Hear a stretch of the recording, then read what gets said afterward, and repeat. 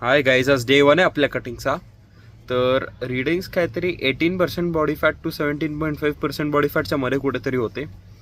आता बघूया कुठपर्यंत कट डाऊन करू शकतो पुढच्या काही दिवसांमध्ये, आणि डेलीकडे व्लॉगिंग करीन. पण जसेही हा डे चालू करतो ना, कालपासून झोप पण झाली नाही आहे नीट, आणि मूवी बघत होतो काल. पण तरी पण ते म्हणतात की you have to consistency is the name of the game.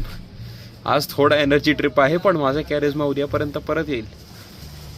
बघूया होपफुली काय असतं रे. आता मी सकाळी कलरीला गेलो, कलरीवरून आम्ही आलो आणि मग कॉलेजला गेलो. कॉलेजमध्ये जरा काहीतरी माहिती काढायची होती, आणि आज खूप चालून झालं आहे आणि माझ्या रिकव्हरी ॲज प्लॅन नाही गेली आहे. पण चला नेक्स्ट डे आपण लक्षात ठेवू की चला रिकव्हरीच्या दिवशी काय करायचं आहे, काय नाही करायचं आहे. आणि दुसरी गोष्ट जी मला कळली ती म्हणजे ही की तुमचा कितीही डेफिसिट केला, 10%चा पण डेफिसिट केला, तरी त्याच्यामध्ये जे होल फूड्स असतात त्यातून तुमचा इंटेक ठेवा.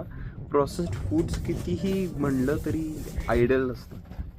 म्हणजे प्रोटीन बार झाले, प्रोटीन शेक्स झाले, एखादा स्कूप घेऊ शकता प्रोटीन बारचा, एखादा म्हणजे प्रोटीन शेकचा एखादा प्रोटीन बार खाऊ शकता, पण don't make it your livelihood of. Basically फक्त त्याच्यातूनच तुमचा इंटेक नको येऊ दे. That's it.